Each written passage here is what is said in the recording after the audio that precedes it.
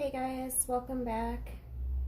So today I just wanted to talk about some things that might happen when you start stepping out of 3D, meaning when you start becoming conscious, when you start awakening your kundalini, your energies. And this happens sometimes when we start meditating due to the dark night of the soul, shadow work. Shadow work is, the darker aspects of self that need to be realized in order to heal, in order to ascend out of the 3D. So in order to ascend out the third dimension, we have to be vibrating beyond the third dimensional frequency. And in order to do this, we need to increase our vibration individually by holding a higher frequency for a long time and without stepping out of that vibration. So it takes a lot of consciousness. It takes a lot of intention and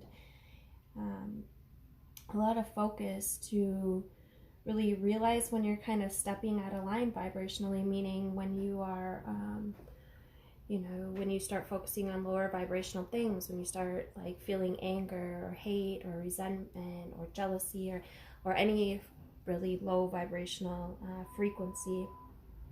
So in order to ascend, we need to be holding higher frequencies, love and gratitude and happiness and abundance, right? And our emotions anchor these into timelines. So I think that whatever the majority of us think, that's the timeline that kind of occurs, right? So by making sure that we're focusing on more high vibrational things, by being the observer and really by keeping yourself in check, catching yourself thinking about lower vibrational shit to change your focus back to something that you love or something that you're grateful for. You can't be in an attitude of gratitude at the same time as being in fear. So anytime that you catch yourself being in these fearful or angry or any low vibrational things, you can change focus to gratitude and immediately snap out of it. So you might notice or have heard about these rituals that the powers that want to be kind of perform. And what it is, I really think that the Mayans and the Tibetans really had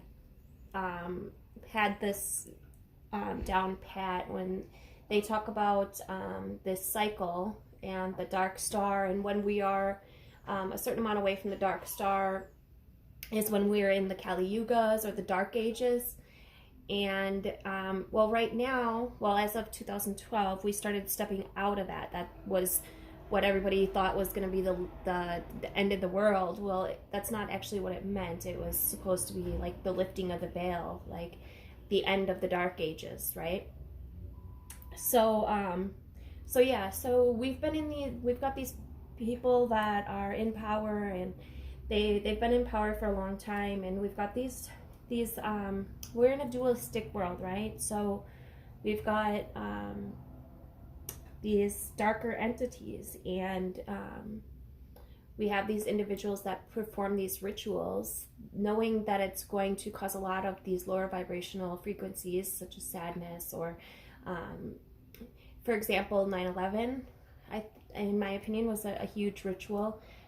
It caused a lot of sadness around the whole world, right? And these entities feed off of this. So when we have these events and these rituals, all this sadness or fears being evoked, and this creates this wave.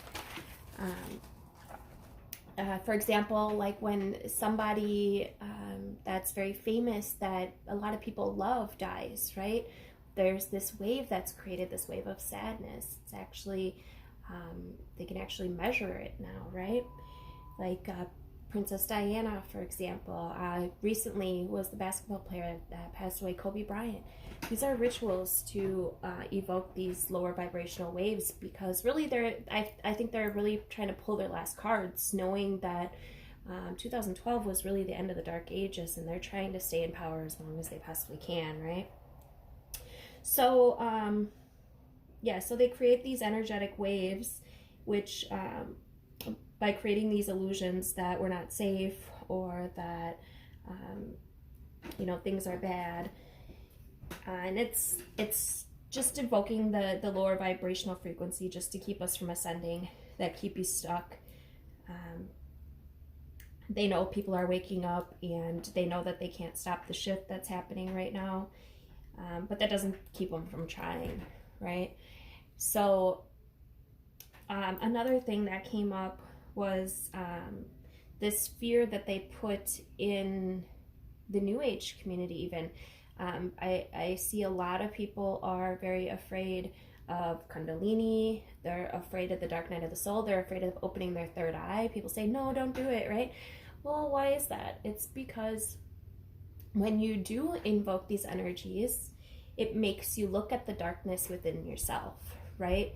And people misjudge this as being something outside themselves, when in reality, these are your fears, right? In the astral realms, these sort of entities seem to form a lot, especially if you go into the astral realm with fear. Whereas you can, if you are, it might be a deep-seated unconscious fear even, but if you are strong enough consciously to show that entity compassion or love, that entity will like melt into a little puppy dog and be licking your feet or something, right? Like, you just got to be conscious enough mentally to control your fears, to have the faith in the divine, and just understand your power and know that you don't give your power away, right? I definitely don't think you should be going into the astral realm with fear, right? Because that just might scare you away from awakening, period. But just understanding that there's nothing to fear but fear itself, I think, is really important. And there are souls coming in now to help us to hold this vibration so that we can ascend. So it's gonna happen, like, regardless. These dark ones know that it's gonna happen. It's happening, and they're really just trying to get their last bit of power while they can, I think. A lot of us are doing this ancestral clearing as well, and this is by facing these karmic patterns that have been passed down from timeline to timeline, from mother to, or grandmother to mother to child, and they just keep going, and we're here to break those cycles, right?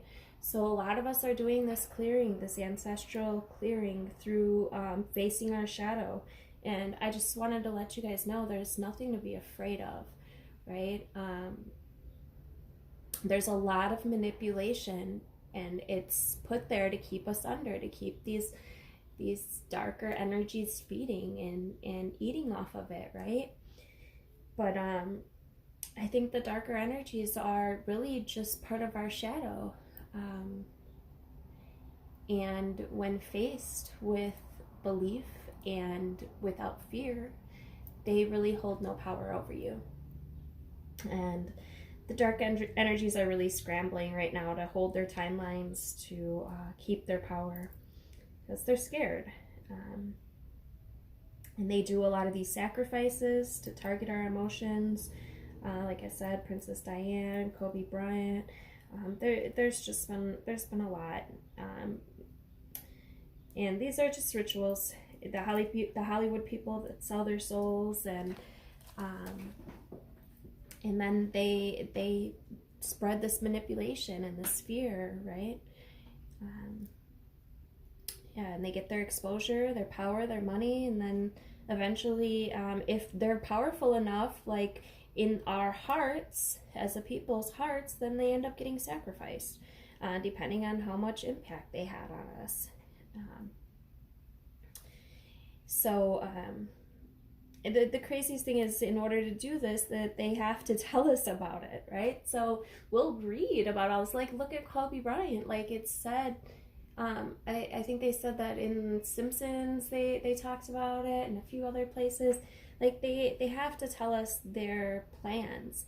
And the majority of us just think it's a joke, or that it's a coincidence, or that they're being sarcastic, so they don't believe it and they don't take it seriously. So don't, and my point here is, don't be afraid of any of these fear tactics. You know, there's a lot of manipulation in our sacred texts as well, where it's telling us, you know, I don't even really want to get into that, but it's basically, there's a lot of added material in there to keep us from knowing our gifts, to knowing our power. And I think that's kind of all part of the divine plan too, right? Because we were in the dark ages. We weren't meant to know our gifts then. And now, I think now that we've passed 2012 and we're coming into the age of enlightenment, people are realizing all the manipulation. And again, if you step back and look at the bigger picture, it's all part of the divine plan, and it's all beautiful. So when you're in the process of awakening, you may deal with a lot of these darker forces, trying to keep you down, trying to keep you from stepping into your power. They definitely shouldn't be feared, though. There's nothing that they can do to hurt you. You just kind of got to go through it. To get through the fourth density, when a lot of people go through the dark night of the soul, if they have a lot to heal, or if they have a lot of fears, they'll start seeing these entities form. Like I said, it's really just fear. So if you were to go through this and you see the entities, all you really need to do is show them love and compassion. This melts their fear and heals you as well. So I've actually dealt with some attacks when going through my dark night of the soul. And really what I realized what it was is just like a mind trick. At the same time, it was really happening, right? But I had to really talk myself into, you know, and quickly I had to kind of think on my feet, and I just didn't show any fear. And I'll go into that in detail another time if I get a chance. But I just kind of had this knowing of what to do. And yeah, I just like smiled and showed no fear, and it just dissolved. I tried manifesting once more, and I realized it was when I was really angry, and I noticed it, I was aware of it, and I actually asked, I called for help from my angels, from my guides, and it hasn't returned since then. It disappeared immediately as soon as I invoked the angels. So a lot of these light activations that we're going through do trigger the darker entities, but it's only because they don't want you waking up. And you know, we live in a dualistic world, so where there's dark, there's light, and we just really need to realize that we're stronger, and we have to stay out of the lower vibrational fear, because they feed off of it, and that's how they stop people from wanting to wake up, or from opening their third eye, saying it's evil. It's not evil. It's facing the evil that's scary, right?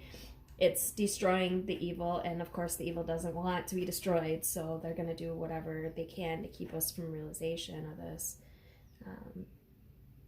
So I apologize if I'm being a little repetitive. I just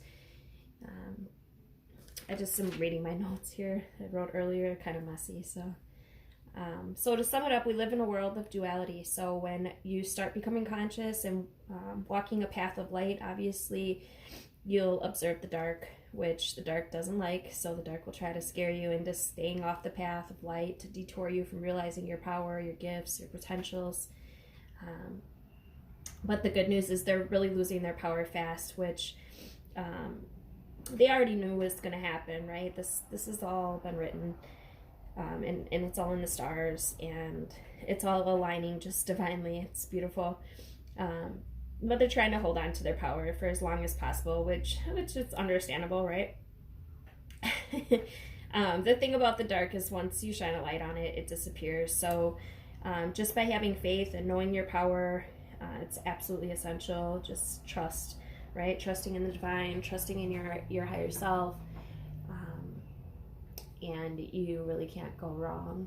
So I hope this is helpful for some of you guys. I know a lot of people are waking up right now and kind of not really sure which direction to go.